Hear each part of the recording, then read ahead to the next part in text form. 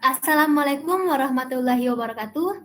Halo semuanya, kami mahasiswa dari Program Studi Pendidikan Teknik Elektro, Fakultas Pendidikan Teknik dan Industri, Universitas Pendidikan Indonesia. Pada video kali ini, kami akan mempresentasikan hasil proyek kami yang berjudul Smart Environment Monitoring, Sensor Deteksi Gas, Api, Suhu, dan Kelembapan yang ditujukan untuk memenuhi tugas akhir mata kuliah Sistem Mikroprosesor yang diampu oleh Pak Didin Wahyudin, PhD. Next. Baik, sebelum masuk ke materinya, ada baiknya kami memperkenalkan diri terlebih dahulu. Perkenalkan, nama saya Mutiara Fatma Dewi dengan NIM 22000304 dengan kedua rekan saya yang bernama. Nama saya Laskar Pratama Dia Saputra dengan NIM 2203665. Selanjutnya rekan saya yang bernama. Nama saya Lili Oktaviani dengan NIM 2202876. Baik, next. Baik, di sini saya akan menjelaskan bagian pendahuluan. Peristiwa kebakaran yang seringkali terjadi secara tiba-tiba memerlukan sistem deteksi dini yang mampu memberikan informasi secara cepat dan akurat untuk mencegah kerugian lebih lanjut. Seiring dengan berkembangnya teknologi berbasis Internet of Things atau IoT, pengembangan sistem keamanan cerdas telah menjadi solusi inovatif yang mampu mendeteksi kondisi lingkungan secara real-time. Penelitian ini bertujuan untuk merancang dan mengevaluasi sistem deteksi suhu, asap, dan api yang andal dan efisien. Penelitian ini diharapkan dapat memberikan kontribusi dalam menciptakan solusi keamanan yang lebih baik untuk mengantisipasi risiko kebakaran. Next. Baik, selanjutnya akan dijelaskan oleh rekan saya. Baik, untuk selanjutnya yaitu ada komponen penelitian. Yang pertama itu ada kit ESP32. Yang kedua itu ada sensor HW072. Dan tersebut ada sensor api. Yang ketiga ada sensor DT11. Sensor DT11 adalah sensor pengukur suhu dan kelembaban. Yang keempat ada sensor MQ135, yaitu mengukur gas, asap, dan lain sebagainya. Yang kelima ada buzzer sebagai output. Baik, untuk selanjutnya dari nomor 6 hingga 9 akan dilanjutkan oleh saya. Yang nomor 6 itu ada LED sebagai indikator. Yang nomor 7 ada OLED 0,91 inci dengan ukuran 128 kali 32. Selanjutnya itu ada breadboard dan kabel jumper. Itu gunanya untuk menghubungkan antara komponen dengan komponen yang lainnya. Baik, untuk selanjutnya akan dijelaskan oleh rekan saya. Baik, di sini ada skema rangkaian atau biasa disebut dengan rangkaian skematik. Nah, yang mana buat inputnya itu ada sensor MQ135, ada DHT11 dan HW072. Buat outputnya ada lampu LED, layar OLED 0,91 inch, buzzer, dan koneksi IoT. MQ135 terdapat 4 pin, yaitu ada analog output, digital output, dan ada VCC dan ground. VCC di sini akan masuk kepada pin 3,3 volt yang terdapat pada ESP. Buat pin ground yang ada di MQ135 akan masuk ke pin ground yang ada di ESP32. Nah, buat pin analog output dari MQ135 akan terhubung ke GPIO 34 yang terdapat pada ESP32. Selanjutnya ada sensor DT11. Sensor DT11 terdapat 3 pin, yaitu pin VCC, pin data, dan pin ground. Pin VCC di sini akan masuk ke pin 3,3 volt yang ada pada ESP32. Pin ground di sini akan masuk ke pin ground yang ada pada ESP32 dan pin data akan masuk ke pin GPIO 4 yang terdapat pada ESP32. Selanjutnya ada flame sensor yaitu HW072. HW072 terdapat 4 pin, yaitu pin VCC, pin ground, dan pin digital output. Pin VCC akan masuk ke pin 3,3 volt yang terdapat pada ESP32, pin ground akan masuk kepada pin ground yang terdapat pada ESP32, dan pin digital output akan masuk kepada pin GPIO 19 yang terdapat di ESP32. Setelah itu ada output. lampu LED, pin positifnya akan masuk ke GPIO 23 yang terdapat pada ESP32 dan pin negatif pada LED akan masuk ke ground yang terdapat pada ESP32. Setelah itu ada layar OLED 0,9 inch yang memiliki 4 pin, yaitu VCC, ground, SCK, dan SDA. Pin VCC dan ground akan masuk ke pin 3,3 volt dan ground yang terdapat pada ESP32.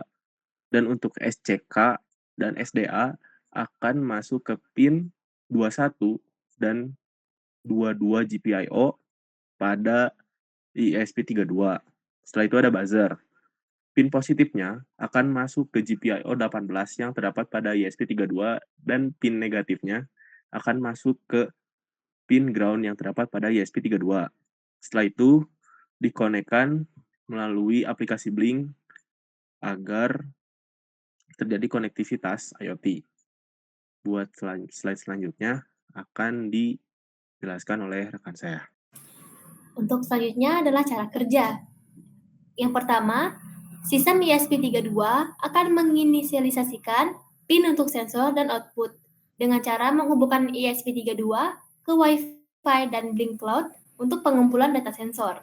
Untuk sensor MQ135 yang berfungsi membaca kadar gas berbahaya.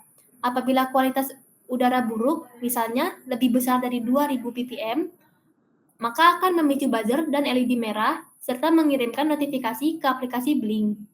Untuk sensor DHT11 berfungsi untuk mengukur suhu dan kelembapan. Hasil dari suhu dan kelembapan akan ditampilkan di OLED dan mengirimkan ke aplikasi Blink. Untuk sensor HW071 berfungsi untuk mendeteksi keberadaan api. Ketika api terdeteksi, maka buzzer akan berbunyi dan LED merah akan menyala. Notifikasi tersebut akan dikirimkan kembali ke aplikasi Blink. Baik, untuk selanjutnya akan dilanjutkan oleh saya.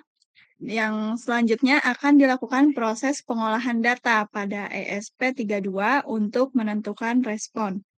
Yang keenam itu ada OLED, yaitu OLED akan menampilkan hasil dari pengolahan data secara real-time seperti suhu, kelembaban, kualitas udara, dan status sensor api.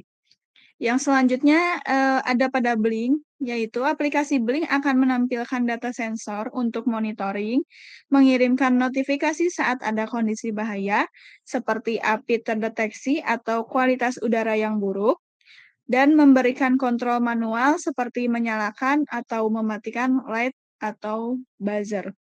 Dan yang terakhir di cara kerjanya yaitu ada buzzer dan LED. Di sini keduanya itu akan menyala sebagai indikasi tanda bahaya. Baik, buat selanjutnya di sini saya akan menjelaskan tentang hasil dari penelitian. Yang mana hasil dari penelitian tersebut, buat yang pertama-tama saya akan menjelaskan tentang DHT11.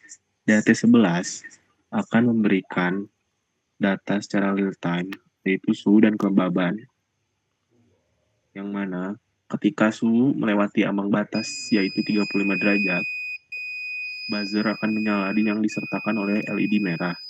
Lalu informasi tersebut akan disalurkan ke OLED sebagai layar penampil dan akan diteruskan ke aplikasi Blink yang dikonektivitaskan dengan Wi-Fi dan dengan HP atau handphone. Buat selanjutnya yaitu sensor api atau HW072. HW072 akan bekerja ketika fotodiode atau infrared mendeteksi adanya api. Ketika terdeteksi adanya api, maka buzzer dan LED warna merah akan menyala, lalu akan mengirim informasi kepada OLED, yang dimana OLED tersebut akan menampilkan teks berupa terdeteksi adanya api. Yang ketiga, yaitu ada sensor MQ135. MQ di sini berfungsi untuk mendeteksi gas, alkohol, propan, metana, dan asap. Yang mana ketika MQ mendeteksi salah satu dari keempat hal tersebut, jika melebihi dari ambang batas 2000 ppm, maka buzzer dan LED akan menyala dan akan mengirim informasi ke OLED sebagai layar penampil yang akan membuat teks, gas, dan asap melebihi ambang batas. Lalu akan mengirim informasi melalui aplikasi Blink yang dikonektivitas melalui Wi-Fi yang terdapat pada DSP32 yang akan melihatkan data secara langsung, secara real time mengenai beberapa gas ataupun asap yang terdeteksi oleh MQ tersebut. Sama halnya seperti DAT11 yang mendeteksi suhu dan kelembaban. Buat slide selanjutnya akan dijelaskan oleh rekan saya. Untuk kesimpulan dari hasil penelitian kami adalah sebagai berikut. Penelitian ini berhasil mengembangkan sistem deteksi suhu, asap dan api berbasis Internet of Things atau IoT menggunakan microcontroller ESP32. Pengujian sistem menunjukkan bahwa sensor DHT memiliki tingkat akurasi pengukuran suhu dengan kesalahan kurang dari 2%.